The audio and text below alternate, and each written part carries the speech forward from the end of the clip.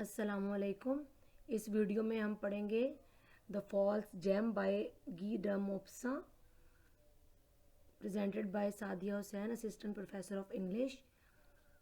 इस वीडियो में हम ओरिजिनल टेक्स्ट जो है द फॉल्स जेम्स, उसका क्रिटिकल एनालिसिस करेंगे। So let's start.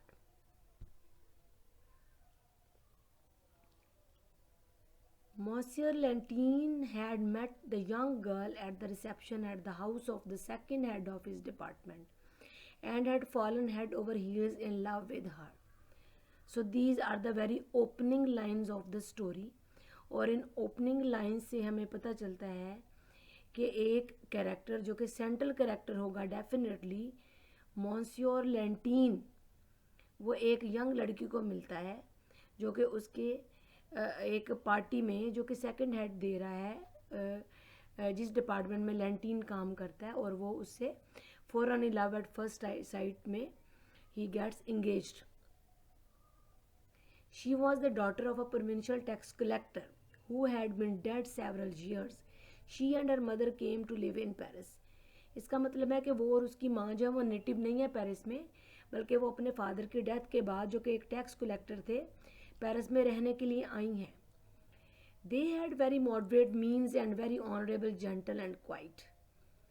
अब सबसे इम्पॉर्टेंट बात यह है कि उनके मीन्स जो हैं, इनकम जो है, वो दरमियाने दर्जे के हैं और वो बहुत ही रिस्पेक्टेबल ख़वातीन हैं, जेंटल हैं एंड क्वाइट हैं, खामोश तबा हैं।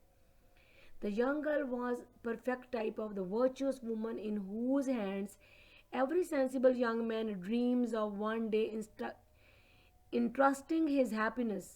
Her simple beauty had the charm of angelic modesty, and the imperceptible smile which constantly hovered about the lips seemed to be the reflection of the pure and lovely soul. ये lines बड़ी important हैं और मोप्सा का एरोनिकल tone वाजे करती हैं, क्योंकि जब हम मूव ऑन करेंगे स्टोरी में तो हमें पता चलेगा कि ये जो वर्चुअस वुमन है, एंजलिक मोडेस्टी की वुमन है, सिंपल ब्यूटी की वुमन है, और जिसकी सोल जो है वो बहुत प्योर और लॉयल है, वो एक्चुअली ऐसी नहीं है, लेकिन she appears to be virtuous, honourable, angelic and pure and lovely. Monsieur Lantine, then chief clerk in the Department of the Interior, enjoyed a snug little salary of 3,500 francs, and he proposed to this model young girl and was accepted.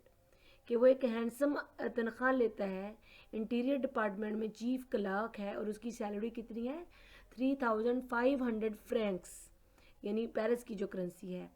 तो वो propose करता है और उसका proposal फ़ौरन ही accept कर लिया जाता है, क्योंकि हमने प्रीवियस स्लाइड में देखा कि वो लड़की और उसकी माँ जो है वो हस्बैंड हंटिंग के लिए पेरिस में आई हैं।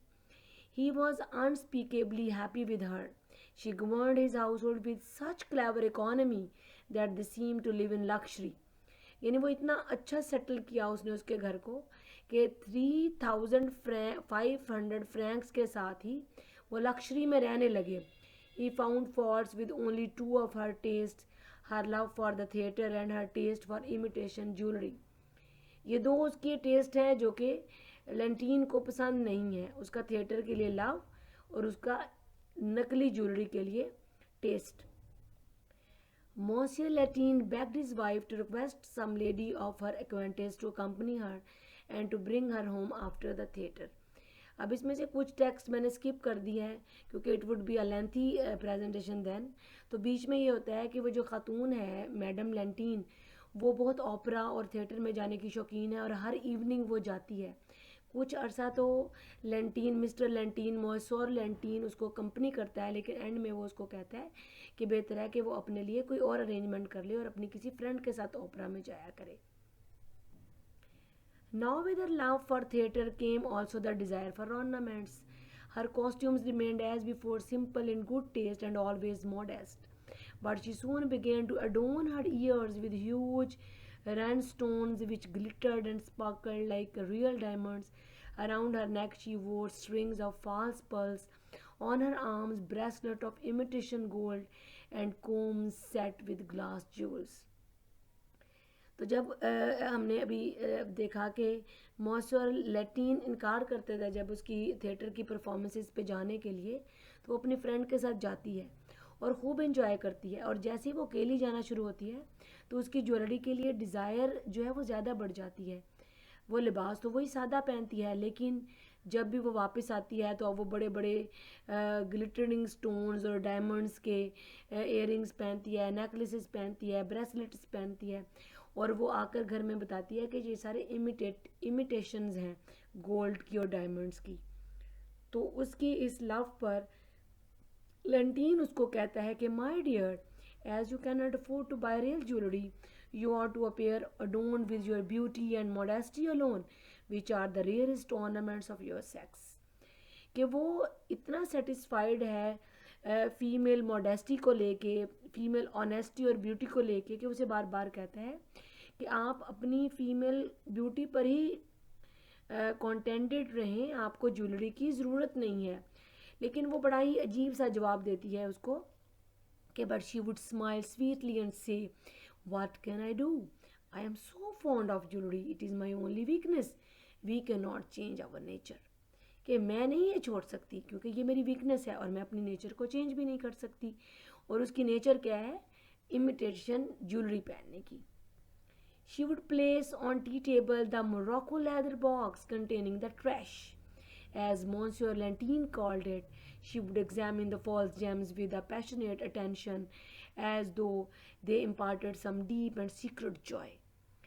जब भी वो फारिग होती तो वो क्या करती, अपना मोरक्को लेदर बॉक्स खोलती जिसमें ट्रैश, जो उसका हस्बैंड ट्रैश कहता था, यानी जूल्स जिस पे जो बॉक्स कंटेन करता था, उसको खोलती और एग्जामिन करती उन फॉल्स जेम्स को बहुत ही पैशनेट और पैशन के साथ, अटेंशन के साथ और मोहब्बत के साथ, और ऐसा लगता कि कोई डीप और सीक्रेट जॉय वो इंजॉय कर रही है। लेकिन अभी लेंटीन और ऑडियंस या रीडर उससे अवेयर नहीं है कि वो क्या है। जब तक स्टोरी क्लाइमेक्स तक नहीं मूव करती, हमें नहीं पता चल रहा कि ये जेम्स क्यों वो पहनती है, कहाँ से आ रहे हैं, और इतनी लक्जरी वो कैसे इंजॉय कर रहे हैं, जबकि उसकी सैलरी जो है वो बहुत हैंडसम नहीं है। One evening in winter she had been to opera and return home chilled through and through. Next morning she coughed and 8 days later she died of inflammation of the lungs. Sudden change in the story. Everything is going on very smoothly. Monsieur Latin is very happy. They are having a very pleasant conjugal life. Married life बहुत अच्छी जा रही है उनकी। लेकिन एक शाम को क्या होता है कि जब वो ऑपरा से आती है तो वो बीमार होती है। शी फाउंड कफिंग और within 8 days she dies. Now the story reaches its climax. अब क्या होता है आगे देखिए, अब हर चीज़ उलट जाएगी, सिचुएशन बिल्कुल चेंज हो जाएगी. Monsieur Latin despair was so great that his hair became white in 1 month. He wept unceasingly. His heart was broken as he remembered her smile, her voice, every charm of his dead wife. ये lines बच्चों आपको mister chips की याद दिला देंगी. जब Catherine bridges की death होती है तो मिस्टर चिप्स भी अचानक सडनली ही ओल्ड लगना शुरू हो जाते हैं. सडनली उनके ग्रे जो हेयर हो रहे होते हैं वो लोग नोटिस करना शुरू कर देते हैं. इसी तरह मॉन्सर लैटिन जो एक बहुत हैप्पी प्लेजेंट मैरिड लाइफ गुजार रहा था, वो इतना डेस्परेट होता है, इतना अनसीजिंगली रोता है, उसका दिल इतना टूट जाता है कि उसके बाल एक ही महीने में ग्रे हो जाते हैं, सफ़ेद हो जाते हैं. But life soon became a struggle. His income, which in the hands of his wife covered all household expenses, was now no longer sufficient for her own immediate wants, and he wondered how she could have managed to buy such excellent wine and the rare delicacies which he could no longer procure with his modest resources. कि अब उसकी ज़िंदगी जो बहुत smooth way में, smooth track पर चल रही थी, वो एक स्ट्रगल बन जाती है. उसकी इनकम सफिशेंट ही नहीं रहती. वो बड़ा हैरान होता है कि वो इनकम जिसमें उसकी बीवी एक लक्सोरियस लाइफ गुजार रही थी, वो एक्सेलेंट वाइन पीते थे, बहुत इन्जॉय करते थे, ज़िंदगी के डेलिकेसीज़ को फील करते थे, अब वो कुछ भी उसमें प्रोक्योर कहते हैं हासिल करना, कि वो उन मॉडेस्ट रिसोर्सेज में कुछ भी हासिल नहीं कर रहा. He incurred some debts. अब वो डेट्स में चला जाता है. And was soon reduce to absolute poverty, और होते होते गरीब हो जाता है, यानी अपने रिसोर्सेज के साथ वो अपनी लाइफ को प्रोलॉन्ग नहीं कर सकता, मूव ऑन नहीं कर सकता, सस्टेन नहीं कर सकता. To the last days of his life she brought home new gems almost every evening. अब वो बैठ के सोचता है कि वो तो उन सोर्सेज में पुअर होता जा रहा है, और उसकी वाइफ जो है वो आखिरी दिनों में, जब मरने से पहले कुछ अर्सा पहले, जब वो अकेली ओपेरा हाउसेज जाती थी, अकेली थिएटर परफॉर्मेंसेस देखने जाती थी, तो वो कितने जेम्स लाती थी नए खरीद कर. He decided to sell the heavy necklace to be the worth about 6 or 7 francs, for it was the very fine workmanship, though only imitation. अब उसे आता है याद कि वो जो मोरक्को लेदर बॉक्स है उसमें बहुत सारी इमिटेशन जुड़ी पड़ी है, वो उसको क्यों ना सेल करके अपनी लाइफ को चलाए आगे. तो उसे पहले सबसे एक नेकलेस याद आता है जो बहुत ही खूबसूरत होता है, जो कि नकली होता है, लेकिन वो ह्यूमन क्राफ्ट्समैनशिप की आखिरी इंतहा को छू रहा होता है, और उसका ख्याल होता है कि वो 6 और 7 फ्रैंक्स में बिक जाएगा. तो वो उसको फैसला कर लेता है बेचने का. To be continued. ये स्टोरी जो है ये उसका एक मूवमेंट था, एक प्लॉट का एक सेक्शन था. अब जो नेक्स्ट प्लॉट है या नेक्स्ट सेक्शन है स्टोरी का, जो हम अगली वीडियो में डिस्कस करेंगे, वो इस स्टोरी के बिल्कुल कॉन्ट्रेरी या ऑपोजिट होगा, और वो रियलिटीज़ को भी सामने लाएगा, फॉल्स जेम्स की सिग्निफिकेंस को भी हाईलाइट करेगा. वो हम नेक्स्ट वीडियो में पढ़ेंगे इंशाल्लाह. Thank you.